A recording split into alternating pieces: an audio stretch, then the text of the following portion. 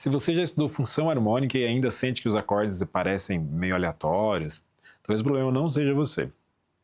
Talvez ninguém tenha te explicado a ideia mais importante por trás disso tudo. Eu sou João Vital, graduado em música pela UFMS, mestre em teoria e análise musical pela USP, e aqui eu te ajudo a compreender a música de forma organizada, para realmente entender o que está acontecendo de fato nas músicas e não apenas decorar teoria pela teoria. Muita gente aprende função harmônica assim: tônica, subdominante, dominante. Quarto, primeiro, grau, não sei o quê. Decora os nomes, faz exercício, memoriza alguns acordes, mas continua sem entender por que uma progressão soa resolvida ou porque alguns acordes parecem pedir outros acordes depois. Isso acontece porque função harmônica normalmente é ensinada como uma classificação, mas ela não é apenas uma classificação. Ela é uma experiência sonora. O que realmente importa não é decorar os nomes, é entender o papel que aquele acorde exerce dentro da tonalidade, da progressão. Me conta aqui nos comentários, função harmônica já fez sentido para você ou ainda parece um assunto meio abstrato, obscuro? Quando você entende tensão e repouso, função harmônica começa a sair do papel, porque a música cria movimento, ela é movimento. Alguns acordes trazem estabilidade, outros criam deslocamento e alguns parecem quase exigir uma continuação. E é aqui que a dominante começa a fazer sentido de fato, né? Não porque alguém disse que ela resolve, né? Mas porque você começa a perceber sonoramente essa necessidade de resolução. E repara como isso muda completamente o entendimento. Você deixa de decorar uma regra e começa a ouvir a função. Teve uma coisa que me travou durante muito tempo estudando, e exatamente esse assunto de dominante, né? E depois eu vou contar para vocês. Eu vou tocar uma sequência aqui e vocês vão perceber como que em algum momento se a música acabar naquele momento, digamos assim, nós vamos ter aquela sensação de que está faltando alguma coisa. Então vou tocar aqui uma sequência de acordes, ó.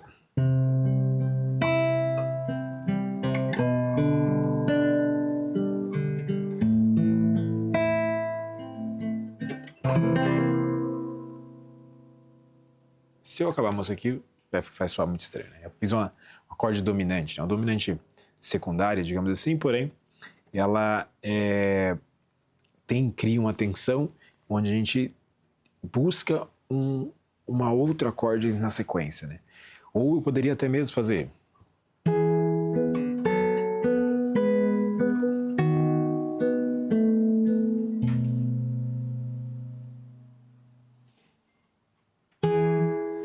Aí eu sinto que aqui acabou. Esse acorde anterior, né, é a dominante, né? Então.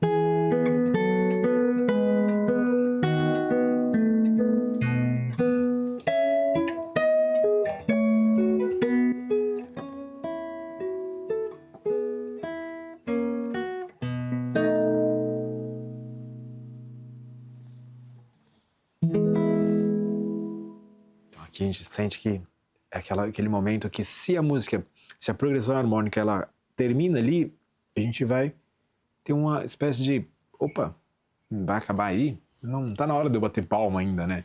Então essa é a sensação que a dominante ela transmite numa progressão harmônica. Teve uma coisa que me travou durante muito tempo estudando exatamente esse assunto de dominante. Eu lembro uma época onde eu estava estudando um livro do Almir Shediac, bem conhecido, né, com um colega eu estava estudando, justamente na parte sobre função dominante.